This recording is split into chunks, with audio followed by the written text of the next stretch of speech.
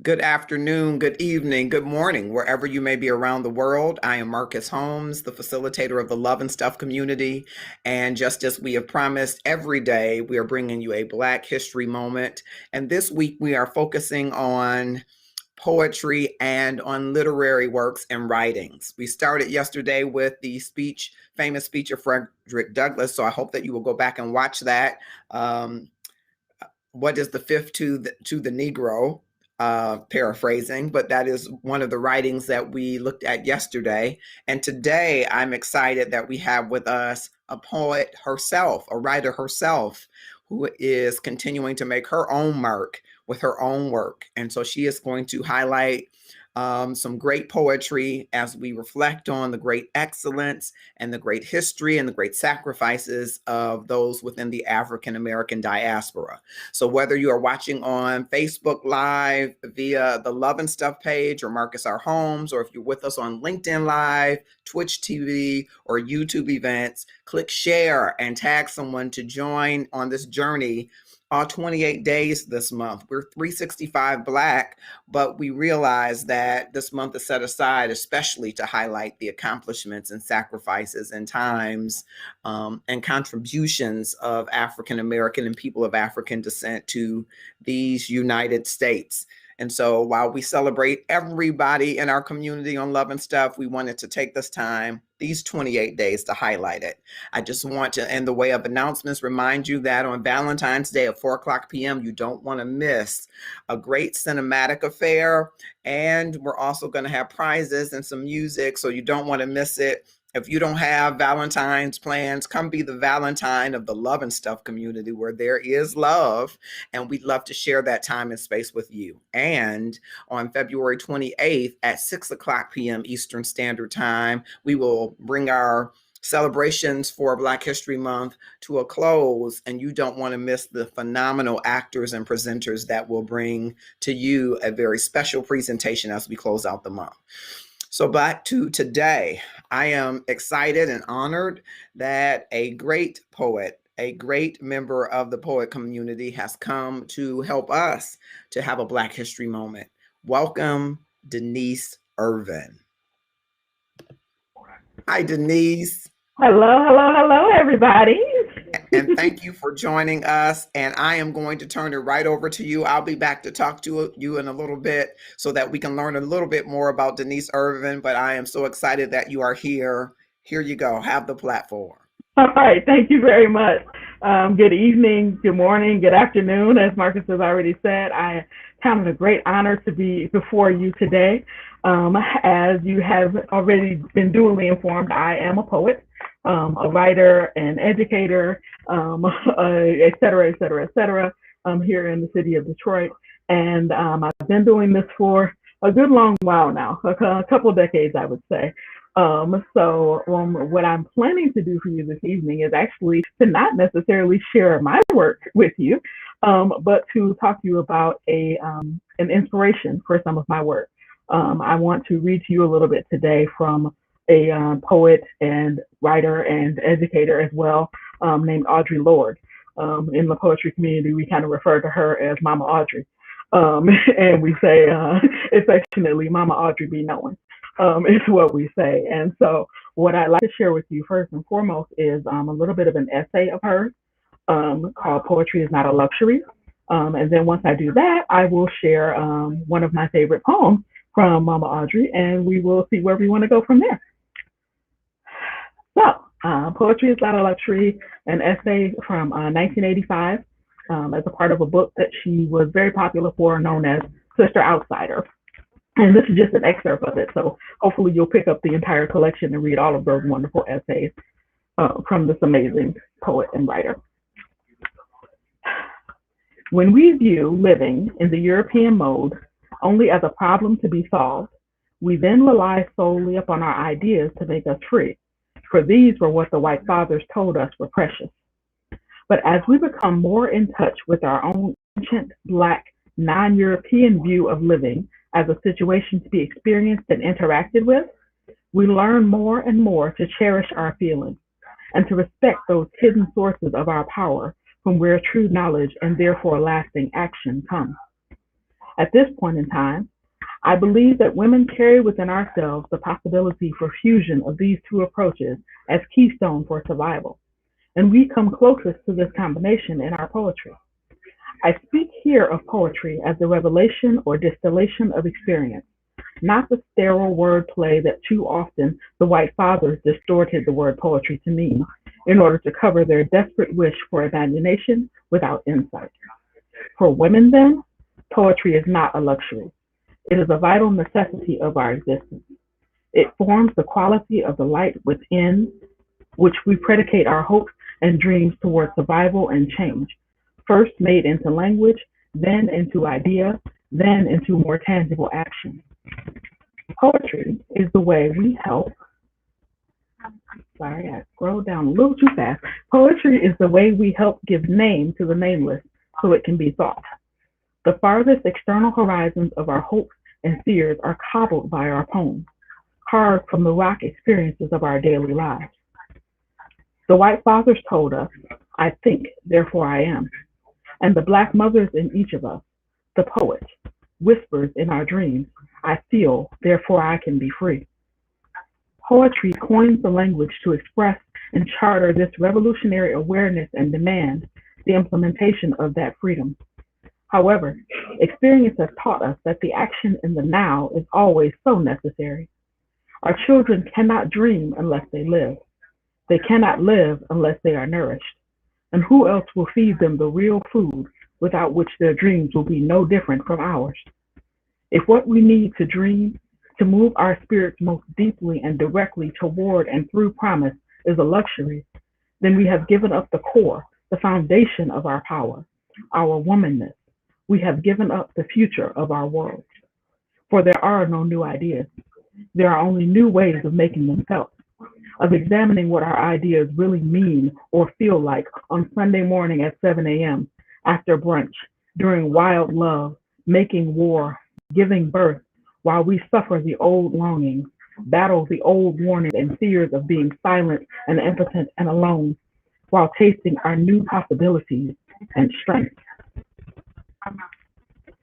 Okay, so that is the portion of the essay, and you will see as I start to read this poem, which is entitled For Each of You, which was actually written 10 years before the essay, 12 years before the essay in 1973. You'll see some of these same ideas reflected in this poem, and I hope you will come to understand why it's one of my favorite pieces. Just before I do that, I do want to speak just a little bit. There was a loss reported in the news today. Some of you may have heard about it if you're local. A local attorney lost his life last night in a car accident, and that attorney is actually my neighbor. I live about 3 houses down from him. Have grown up here in the same neighborhood all of our lives, really, and so I wasn't necessarily prepared to read a poem of my own in dedication to him, but based on the sentiment of this poem and living life to the fullest, I will dedicate this Audre Lorde poem to his memory on today. So rest in peace, Cliff Woodard II. And here is Audre Lorde For Each of You. Be who you are and will be. Learn to cherish that boisterous black angel that drives you up one day and down another, protecting the place where your power rises, running like hot blood from the same source as your pain. When you are hungry, learn to eat whatever sustains you until morning, but do not be misled by details simply because you live them. Do not let your head deny your hands any memory of what passes through them, nor your eyes, nor your heart. Everything can be used except what is wasteful. You will need to remember this when you are accused of destruction. Even when they are dangerous, examine the heart of those machines you hate before you discard them, and never mourn the lack of their power, lest you be condemned to relieve them. If you do not learn to hate, you will never be lonely enough to love easily, nor will you always be brave, although it does not grow any easier. Do not pretend to convenient beliefs, even when they are righteous. You will never be able to defend your city while shouting. Remember, whatever pain you bring back from your dreaming, but do not look for new gods in the sea, nor in any part of a rainbow. Each time you love, love as deeply as if it were forever, only nothing is eternal. Speak proudly to your children wherever you may find them.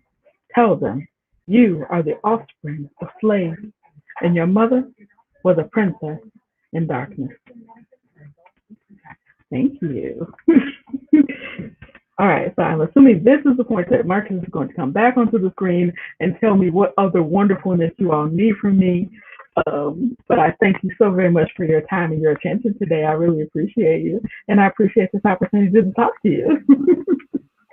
Thank you, Denise. Those were beautiful poems. Now, tell us a little bit about why you selected that first poem and tell us a little bit more, maybe about that author. And then, if you do have a couple more poems, that would be great. And maybe some of your own work would be great here as well. So, I know you said you're a writer, educator, poet. What made you go from educator to writer or poet, if that's the how it happened? So, how did you get into poetry? Well, I actually started writing as a child. So very, very young, I had my nose stuck in a book. I still always have my nose stuck in a book, either a book or a notebook of some capacity. And so I used to write short stories mostly. I kind of fell into the poetry community maybe about 2 decades ago when I got introduced to slam. And so slam is a literal poetry competition where you get up on stage and do these dramatic readings for people. And, the audience scores you and you win, prizes and money sometimes even. And so I sort of found my way into the slam community, and I found a community of poets here in Detroit that are just wonderful, and they embraced me. And they taught me everything that I know about how to read, how to perform, how to put together poems. And, I've been in workshops with these people, and it's just been a wonderful and amazing experience. And then I fell into education actually after that. Okay. I actually ended up teaching as an adjunct at a college, and figured out that hey, I actually kind of like this teaching thing. So yeah, I've been doing that now for about 9 years or so. With Mhm. the adjunct teaching, so it's been a good journey. It's definitely been a good journey. And Yeah, let me go back to Mama Audrey just for a minute, Mhm. and say that I have two master's degrees. One of them is a master's degree in English, and as a part of my thesis, I actually used some of Mama Audrey's work for my thesis. So even though I knew of her before that, it was a chance for me to delve a little deeper into her writing, into her life, really. She's a poet, but she's also an essayist. She was also an activist. She was quite famous for what they called her cancer journal, which Mhm. was literally her journaling her journey through dealing with, I think it was cervical cancer and breast cancer, which is ultimately what claimed her life in 1993, 94. Um, Mhm. but yeah, so she was quite famous for that collection of essays. But she also wrote a lot of very feminist writing. So Mhm. things like Sister Outsider, things like Zammy, A New Spelling of My Name, sort of extremely empowering work, along the same lines as Alice Walker, along the same lines as Toni Morrison. So she's definitely mentioned among those titans of literature. Mhm. And Denise, how has her feminist writings empowered you? Have they? I would say that they have. As a Black woman, it's sometimes hard to stomach feminism because it doesn't necessarily speak to the Black female experience. It speaks to Mm. the female experience, but Mhm. being a Black woman isn't necessarily the same. Mhm. And so a lot of what I was introduced to through her work is the idea that Kimberly Crenshaw then later made famous of intersectionality, which Mhm. is that, of course, you can be discriminated against as a woman, you can be discriminated against as being Black, but Mhm. because you're both of those, you have this unique distinction of being Mhm. discriminated against and both of those things at the same time. Mhm. And you have to live in a world where you have to um, navigate both of those. I don't want to call them disabilities, but both of those realities at Mhm. the same time. Mhm. Um, and it's quite quite an interesting journey, I will say. And so what her writing does for me is to, number one, make me feel seen. You Mhm. understand that you're not the first person to go through this. There's somebody else out there that has experienced this, that has thought through this, that has written about it to help you understand what you're dealing with, to help you understand how to respond to what you're dealing with, and to give you the strength to deal with it, quite honestly.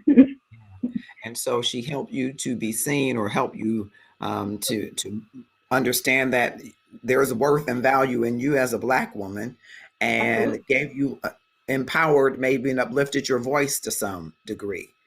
Absolutely. Are there other women or other poets or other essayists or writers that are your favorites and have um, kind of a liken to that, empowered your journey as a writer and artist? Absolutely. So many, quite honestly. I mean, I've mentioned Toni Morrison, of course. I mentioned um, lots of other feminist writers that I've been reading, but as far as like contemporary writers, because I do read all the time. Like I said, my head's always in a book or a notebook. Mhm. Um, there are a couple contemporary writers that are my favorites right now. If it comes to, we're talking about not nonfiction, I'm definitely a fan of Dr. Ibram Kendi. Mm, So How to Be an Anti-Racist, Stamped okay. from the Beginning, as well as his new book, 400 Sold. Mhm. Definitely a fan of his writing and of his work. I am a huge fan of Kiese Laymon, who has excelled, I would say, in both fiction. And he's also just really nice guy. Like he describes himself as a Black Southern writer. So, Mm, big guy from Mississippi, Southern twang. But he writes just brilliantly about everything. In fact, his most, not most recent, but one of his popular works is his memoir, Heavy. mhm, And so reading that taught me about the idea of a memoir and how necessary it is to remember the things that we have been through, to not get stuck in that memory, but to also understand that even people that experience those things with you have different memories of those things, and that mm, is okay mhm, for people to have different memories of these things, because all of our experiences are different, but all of our experiences are valid. mhm. So that's another of those things that he's taught me. And then, yeah, there's probably a ton of poets right now. I know all of the slam poets in the free world. So, Yeah. um, And so, if you had a list that you would leave for us in the comments of must reads, what would you say are must reads for, maybe for Black History Month, or maybe just to raise the awareness of the rich tapestry of the African American diaspora or experience? What would you say would be on your list? Top five. top five. Okay. My first book is going to be 400 Souls, the Okay. new Dr. Kendi book. I Okay. actually haven't even cracked the spine on it yet. It's just sitting Okay. on the bookshelf for me. Okay. But it contains 90 different contemporary African American authors' writings. Wow. So it's an encyclopedia in a book. So I would definitely say that one. Okay. I would also say Caste by Isabel Wilkerson, Okay. which is her new book. It's a nonfiction book Mhm. about race and racism, and how race and racism is deeper than just race and racism in this country. So I would definitely gravitate towards that. Okay. Um, I would also say, I have to say, Miss Cicely Tyson's memoir, Just As I Am, which I literally started reading the day that she passed away. Wow. Um, and I haven't been able to bring myself to finish it yet because I don't want to finish it. Wow. I feel like I need to keep that here with me. Yeah. And I mean, 96 years of life. That the story, there almost are no words for me to describe what 96 years of living in that skin and in that space could be in that book. Yeah. So I would definitely say read that one. Okay. Um, Goodness. Okay, two more.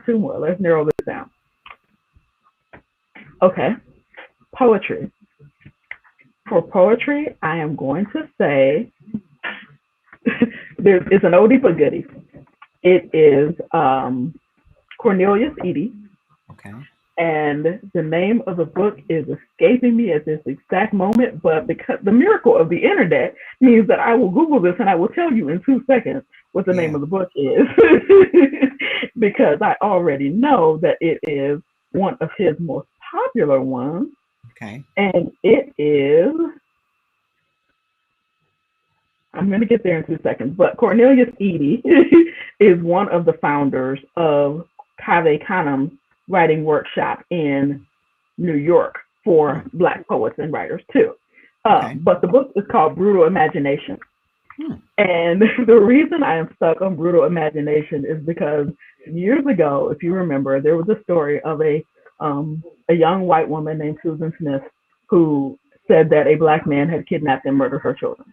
Mhm. It was a fictitious black man. She completely made him up. It did not happen. She had actually murdered her own children. Mhm. But there was a manhunt for this fictitious man who had supposedly abducted these children, and people were up in arms all over the world about this happening. Mhm. Um, and Cornelius Eady actually crafted a series of poems, persona poems, in the voice of this fictitious man. Mm. And so it's the idea of not just creating poetry, but creating poetry in the voice of the way people see you, and not just in the voice that you want to represent, right? Mhm.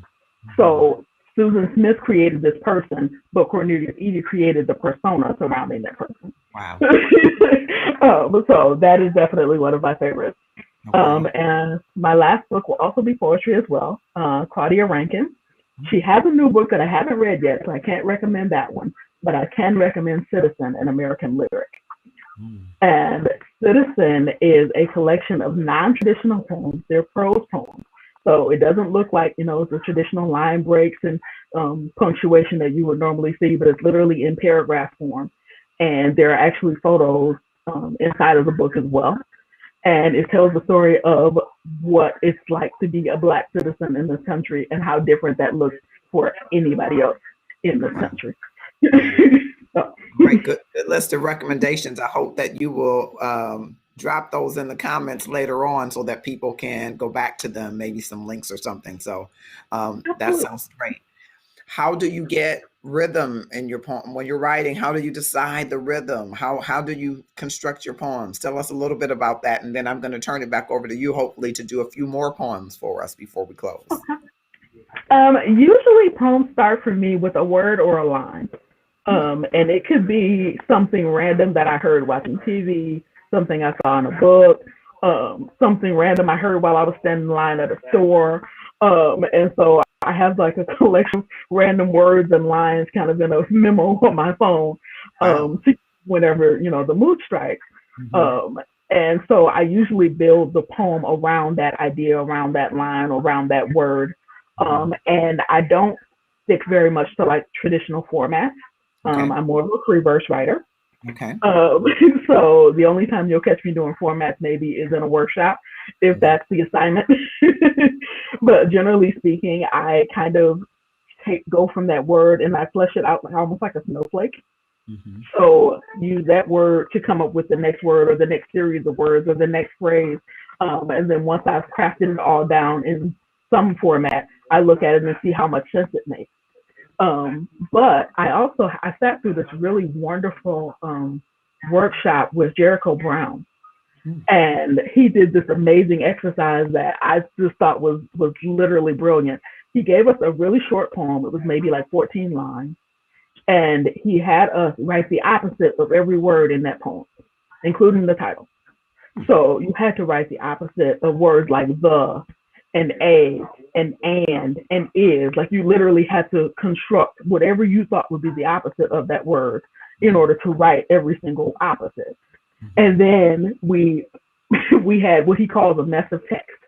And then we would take that and make it into something. So you start to read it and you're like, okay, this sentence doesn't make any sense. But then as you edit it to make the sentence make sense, but you created a poem based on somebody else's poem that is still completely different from that person's poem. I thought that was such a brilliant exercise. Wow. Wow. Completely brilliant. It sounds so. I don't know if you have some uh, poems of your own, if you have some Toni Morrison, if you can give us a few more poems, but just before you do, and I turn that over to you. So we're reflecting on the history, great history of writing, and you've given us a number of authors and poets that we can reflect upon. So thank you for that. Many years ahead, when some young poet is starting out, striking out, what will you hope that he or she will remember of your writings? Oh, that's a heavy question. Um, I hope they remember me first and foremost, that I Okay. don't drift off into the dust. Hmm. But I hope that they remember that no matter what, I always tried. No matter what, I always did what I perceived to be my best, and I didn't let any criticism stop me. Okay. And I believe, I don't know, I'm not trying to be poetic, I don't think, but I believe that even the things that drift off into the dust are but particles that are transformed for the memory of some other place. So even though you might think the contributions are small, even dust, even when it's removed and moved somewhere else, it transforms into something else that becomes a memory of something else, right? So our traces, though we might regard them as small, are particles of those that dust that gets moved throughout the ecospace and system for someone else to experience. So at the very least that, right? But hopefully at the very most, they'll remember your name and your writings, but someone will remember what you put into your writings and your approach to those writings, right? And the free verse and free style that you might have to its rhythm may carry forward to those in your circle. And it only takes one to carry to another, and then it continues to grow exponentially. So thank you for that. Turning it back over to poet, writer, educator Denise Irvin for some more wonderful poems in our Black History moment. Thank you so much. All right. Thank you. Oh, you guys are such a gracious audience. I appreciate you so much. Okay. I am going to do a couple of poems of mine, and then I will promise you get out of your way. Um, I have I think three that I'm going to do for you, and so I will start with the oldest of them. This one is called Amid All This Noise. And just as a bit of an introduction, this is actually a take on a Sonia Sanchez poem. If nobody knows who Sonia Sanchez is, also another brilliant poet who happens to still be with us. So we definitely want to make sure Miss Sanchez gets her flowers while she's alive, one of our beat poets. And a workshop where we were to take the last line of a poem of hers and use it as the first line of our poem. And amid all this noise was the last line of one of her haikus, I believe. And so this was my poem based on Sonia Sanchez's poem, and I entitled it Amid All This Noise. Amid all this noise, sounds are made but not heard, words are spoken but not meant, promises are vowed but not kept. Yet somehow, amid all this noise, you found me. And you spoke to me in places I didn't even know had ears. You made an impression upon my spirit, and I knew you without doubt. I gathered your assurances and reassurances, and I kept myself for you, only to find that your sounds were silence.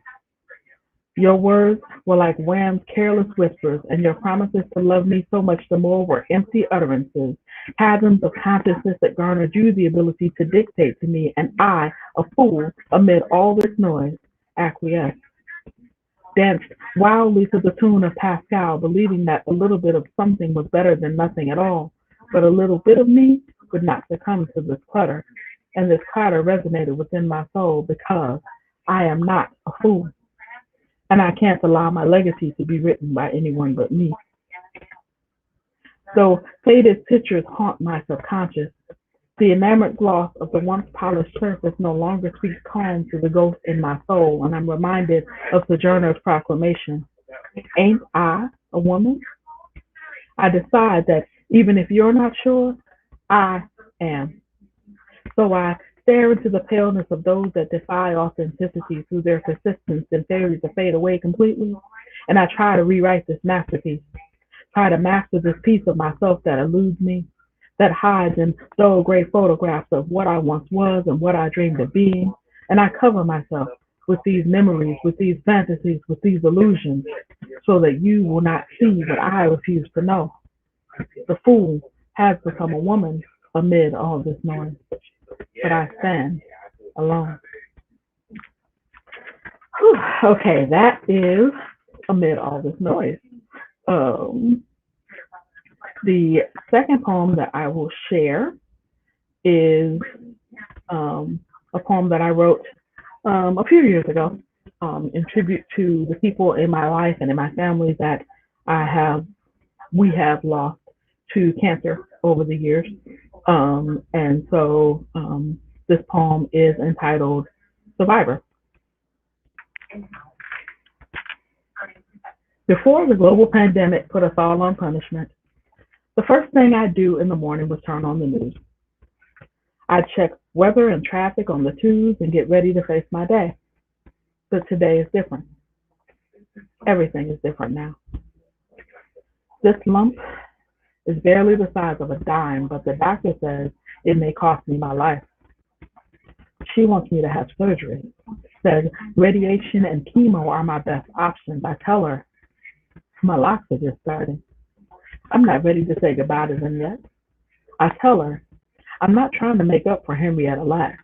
My skin burned beyond recognition, my name forgotten, and pieces of me, vile, murderous, anti-me pieces of me being poked and prodded by some research assistant who's half my age and even less of a woman than that. I tell her there are too many poems waiting to levitate before my lips, too many books suspended like raindrops at the ends of my fingertips, too many plays being produced in the recesses of my mind, too many songs being composed by the chorus of my heartbeat. It's too much. I tell her, and she tells me I better get started. So today, I decided that weather and traffic could wait. I turned on Donny Hathaway instead and let him sing a song just for me. I put the track on repeat and hummed along as I rolled over into you, nestled against your chest. You kissed my forehead and stroked my hair as you gently whispered, "Good morning, beautiful." And I know that it's true. Even if I give in to this, you will still kiss me beautiful, hold me beautiful, love me beautiful. I melt into you. Time slow dances around us as your fingertips trace my essence, and songs, plays, books, and poems hover over us like clouds because I prayed and danced for rain and God heard me. The thunder that resounds makes it difficult to tell, but we have become the lightning, and we are swift and bright, flashing across the sky like a shooting star where I wish I may, and I wish I might have the wish that I wished last night. And I do. Every time you stroke my hair, I know. Goodbye. It just ain't worth a dime. Whew. Okay, so heavy poems, right? Um, so I have one more that I'm going to share with you. This poem is called He Said, She Said, and it's one that I have been performing very recently. I did a show with the DSO, the Cube, at the Detroit Symphony Orchestra in November, where I performed this piece. And so it's one of my personal faves, and I hope that it will be a fave of yours as well. You said her aroma was all encompassing, consuming your good sense, dousing you in her sweet nectar and leaving you to drown in its bitter finish. She wanted to be me so bad she could taste it. But the reality of just how little of me she was assaulted you daily. With me, there were no broken promises piled in the corner like laundry, no unfulfilled dreams littered the sink like dirty dishes, and no other men stained your sheets with blood. Maybe that's why you're so sorry now.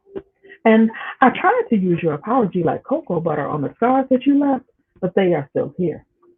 It did nothing for the hole in my ear where you snatched out my earring, and even less for the palm print I can still see on my face.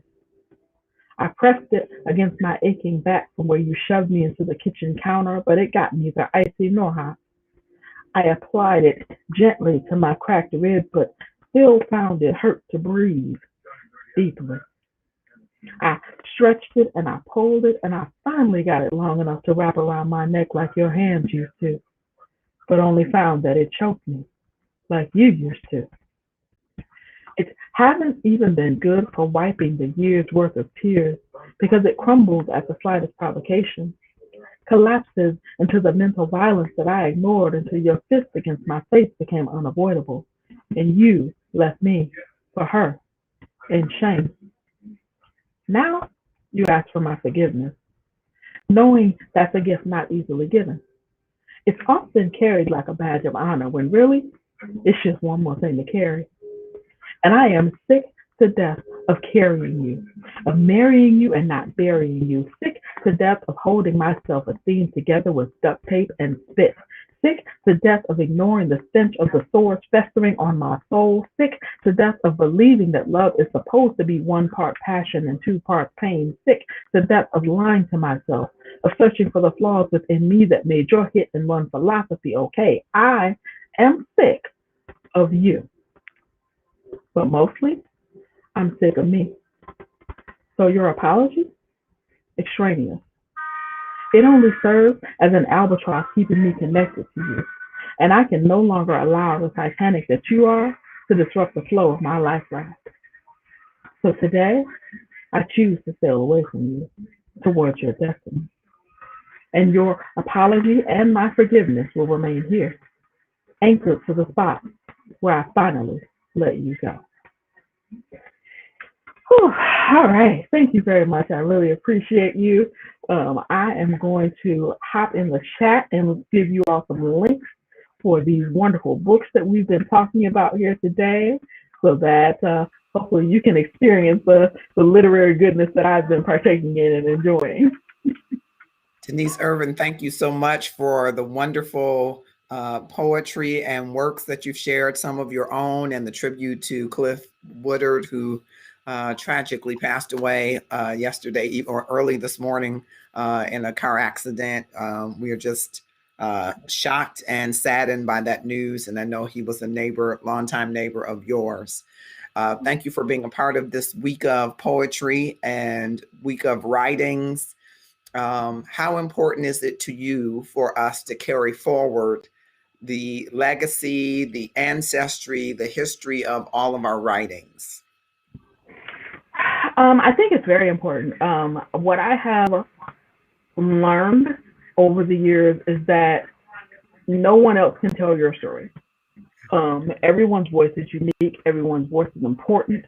We all know that history is written by the victors, but that doesn't mean that it's the only story, right? One of my absolute favorite poems of all time by Lucille Clifton is entitled "Won't You Celebrate with Me?" And the final line of that poem is, "Come celebrate with me that every day something has tried to kill me and has failed." Mm. And I think that each one of us needs to remember that along our journeys and remember that if we don't tell the stories, there won't be anyone to tell them. I think about that line in Hamilton, that who lives, who dies, who tells your story. You have to tell your story. And you may not write a book, you may not write a poem, you may not be on a podcast, but you tell your story to the people that know you, to the people that love you, to the people that live with you. And those people continue to carry your legacy and continue to carry that story. So just thinking about a Cliff on today, I've lived down the street from the man for 4 decades, but the life that he's lived and the story that he's told through his work as an attorney, through his presence in the neighborhood, through his love for his family, that story will continue to live beyond today. And it's our job and our responsibility to continue to make sure that story gets told to the people around us and for future generations. Yeah, that's awesome. And where can people follow you or find you if they want to learn more about Denise Irvin or want more of your work, want to consume more of your content? I am such an antique in social media. I literally only have a Facebook page. I'm not on Snapchat. I'm not on Instagram. I just didn't want another password for anything, honest to goodness. But you are welcome to find me on Facebook. It is my literal name. It is my literal picture, so I will be easy to locate. Um, yeah, so you're more than welcome to follow me on Facebook. When I have any upcoming shows or anything like that, all those things will be posted and listed there. And I am currently working on about three different novels. So when I finally put those together, that information will be available on my Facebook page as well.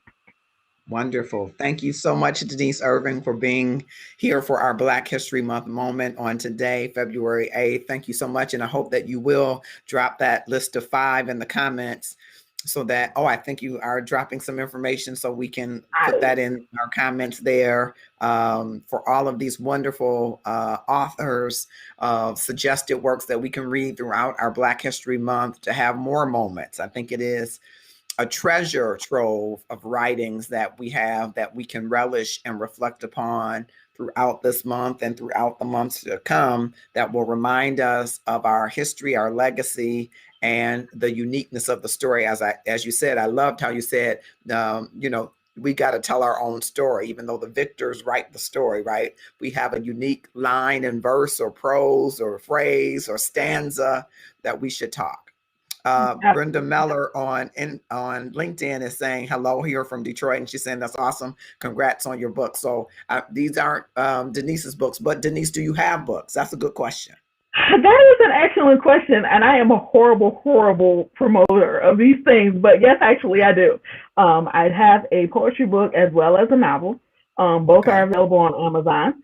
The poetry book is called A Glimpse of My Soul, and the Okay. novel is called Prelude to Praise. So both of them are out there. They've been out there for a good 10 years or so, and I never even remember to promote them. But yes. Can you tell us a little bit about them? Give us a little, promote them a little bit. Denise, tell us a little bit about them. Okay, so the poetry book was first.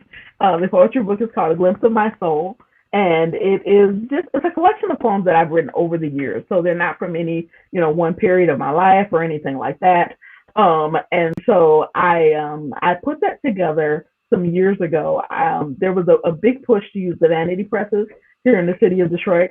And it seemed at that point that everybody had a book. And my sister, God love her, said, "Well, everybody has a book, and you don't have a book. Why don't you have a book?" And so, because she did, I put together this collection through Leadfoot Press, which unfortunately is no longer in existence, but the book is still out there. And so you can definitely get that via Amazon. And then the novel is called Prelude to Praise, A Word of Testimony. And Prelude to Praise is a book that I put together. It started as a NaNoWriMo project. And I don't know if anybody knows what NaNoWriMo is, but every year in November, between November 1st and November 30th, a group of us get together online and attempt to write a novel of 50,000 words in 30 days, which is essentially about 1,700 words a day. And I started Prelude to Praise as a NaNoWriMo project. I didn't finish it as a NaNoWriMo project. I didn't get those 50,000 words in, but I did continue to plug away at it and get the work done. And so it is really like what I'm calling a fictionalized autobiography. So it does contain some elements of my real life, but it is not my biography, so it is not my story in totality. There are some elements that are completely made up as well. But yeah, that was my first foray at attempting to write a novel, and so I got bit by that bug, and I've been working on three of them now for about 2 years. Wow, that's exciting. I am putting the finishing touches on my first book, so that's encouraging. I'm hoping to have it out on Amazon very soon. It's The Gratefulness Journey Every Day. What are you doing in the next 30 days to transform your life? So um, I'm excited about that. But thank you for that. That's encouraging, that you are pushing forward and writing books. Please, drop those too if you have links to those so that we can put them. Brenda Meller on LinkedIn is saying she wanted your name so she can look you up on Amazon. So there you go. Absolutely. That's awesome. Absolutely. I appreciate that. I'm always surprised when people find it on LinkedIn because, as I said, I'm a horrible promoter of it, and I usually don't even remember until somebody says, "Oh, you don't you have books?" And then every so often, every 3 months or so, I get that little check from Amazon. I went, "Oh, somebody found me," so that's good. Yeah, that's great. Great, great, great. Okay. So I think I've gotten four of them so far. I think I have Citizen American Lyric, Claudia Rankin. Is that how you pronounce her name? Yes, it is. And then 400 Souls. I see that. Heavy American Memoir. Is that Kais Lehman? Did I say that Kiese. correctly? It's Kiese. Kiese. Okay. And, And and then I have, I say that very specifically because when I first saw it, I had no idea how to say it either. And when I finished reading that book, I said, "Oh, I need to put some respect on his name." And I went and found a pronunciation to make sure I would say it right. fantastic. And then Case Origins, Discontents, Isabel Wilkerson. So is there Yeah. one? Oh, I see it. I got it. All right. And then Brutal Imaginations, a collection of poems by Cornelius Eady. So I'm going to put all of these in the comments so that everybody can see this and purchase. And Brenda says she's in Metro Detroit too, and she's an author and happy to support you. Awesome, awesome, awesome. I Awesome, awesome. appreciate that. Thank you, Brenda. That's awesome. All right, Timothy Brown has joined us. People across different platforms have joined and are joining, and I hope those of you that are are joining will click share. This is Denise Irvin, who is an author, poet, writer, essayist, all of that, educator, and she shared with us some poems in our Black History Month moment and some of her personal work as well, and a poem in tribute to the late Clifford Woodard, who was tragically taken from us earlier today in a tragic car accident. And so I appreciate that. And thank you for, we're on a great journey this week in writings. We started yesterday with one of Frederick Douglass's speeches. Tomorrow, Valencia Etner joins us to talk about Zora. Zora Neale Hurston. Thank you. I couldn't get it out. There's only one Zora. You can really just say Zora. We know who you mean. Yes. And I know that many people in the poetry and writing community, but in Love and Stuff, we have some people I think that we are hopefully exposing more people to, which I love to do, right? I love to connect people with things that I think will bring new passion to them and new vigor to them. And so then on Wednesday, we're going to have LaShawn Phoenix Coteran, and she's going to be doing a tribute as well. So stay tuned all week and all month long. We're going to have something every evening at 7:00 p.m. Eastern Standard Time. And I'm so grateful tonight in this space that we've had Denise Irvin. She was so gracious to accept. And I am just, I'm very pleased and appreciative for your work and your just your humility in coming and sharing your great gifts and graces with us. And so it makes me, I don't know about anybody else, the viewers, it's making me want to read more, hearing all of these authors and hearing you describe them. I'm like, okay, I want to read that one. Okay, let me put that down. Okay, I want to read that one. Let me put that down. So just to enlighten ourselves on some of the great writings that really speak to the African American experience. And I hope that others that are without the African American experience are enlightened by it. And that's really what diversity, equity, access, inclusion, and belonging is about. It's about hearing different voices, divergent thoughts, divergent experiences, and coming to appreciate the steps that someone has walked to get there. And if we can do that, I think we'll have a better value of who every individual is and the great grace and gifts that each individual has been blessed by the Creator, by God, to bring into the world. I call it this earth school for people to learn a lesson, be a lesson, facilitate a lesson, and to go forward as a united world. I know that's a big vision, right? It's idealistic. But I think a large part of it is, Denise, is that we just don't know enough about each other's journey and experience to really appreciate it. And sometimes the fear of that causes more walls and more schisms than anything else. So absolutely. Grateful that you are here. Tarshila Harwell has joined us. Thank you so much. I hope those of you that are joining on various platforms, on YouTube events, click share. You can click share there and tag someone. So I love that you click like, but share is the power. And we want you to share the information. And Brenda found your book, Prelude to Praise. So look at that. Thank you, Brenda. Internet. I tell you, that is awesome. Thank you, Esther Ruth Jeffers, for joining us. Folks that are joining still. We are closing out our Black History Moment, but I'm trying to let her go, but before I do, I want to make sure you see the space, Denise Irvin, and remember her and remember that she's an author and supporter, but also remember what she, I think, shared for us in this Black History moment is that wherever you are, in whatever station in life, you can gain an appreciation for the writings of those that have come before us. And those writings can inform your journey in a way that you are awakened to the diverse experiences that are happening in the world and have happened in the world, because there are unique stories, and you, like every unique person in this world, have a story to tell. That's what I'm walking away with in this Black History moment. And I am so glad we had it, because I wholeheartedly say amen and agree to that, that there are stories being told every day, and some people are narrating them from the victor's seat, right? But there are a whole host of other voices that contribute to the tapestry of that story, the richness of that story, the darkness of that story, the breadth and depth of that story, whose voices still need to be heard. And so I am excited that you have shared with us.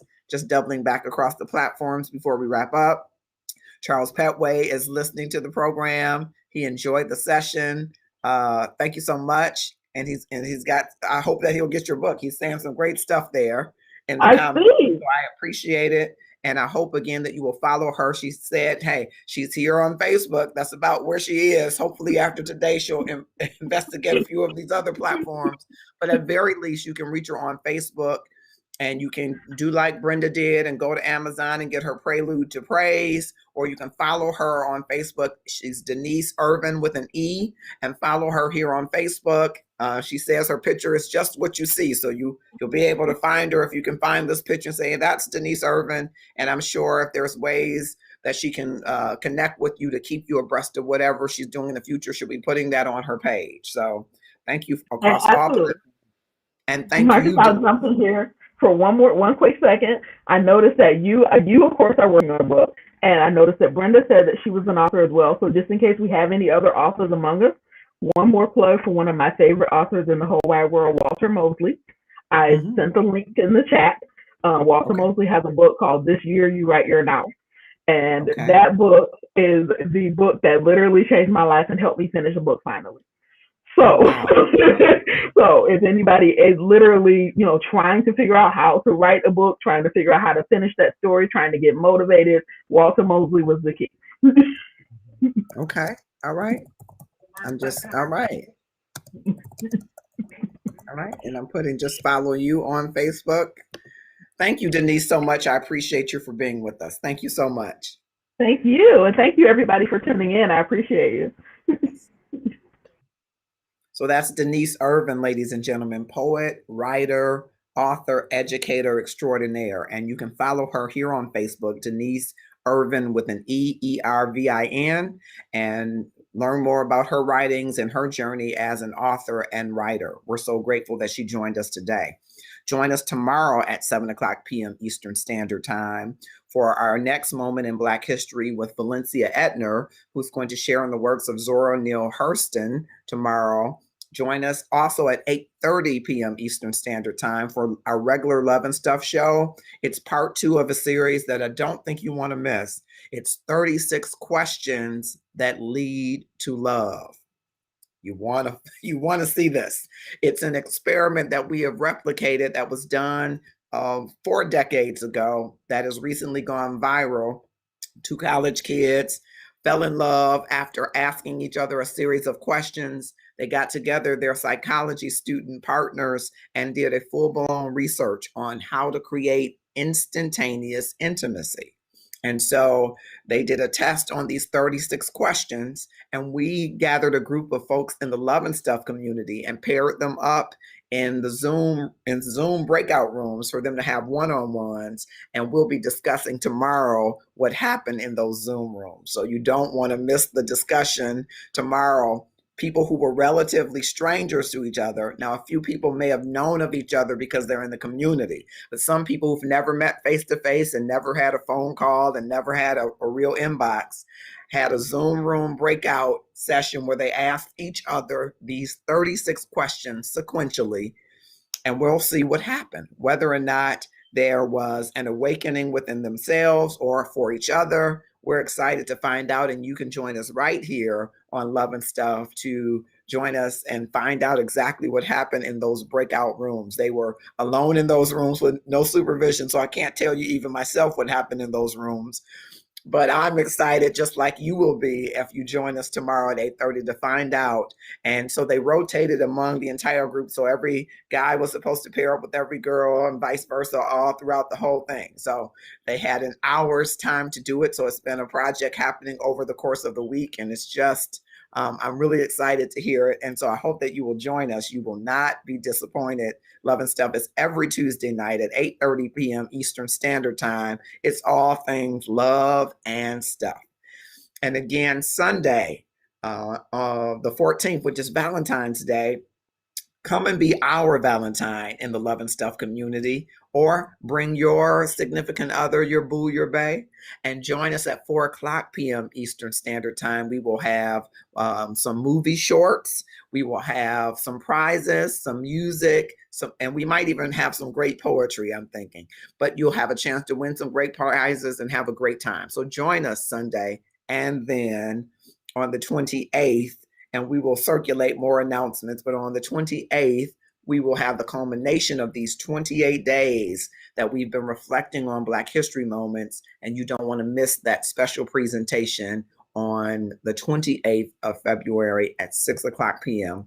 right here in the Love and Stuff community. And we will be throughout various platforms on the 28th via Restream. So whether you are on LinkedIn Live, whether you are on Facebook Live, on Twitch TV, YouTube events, I want to thank you for joining our Black History Moment, and I hope that you will click share and tag someone to join us as we move forward through the rest of the days. Have a grateful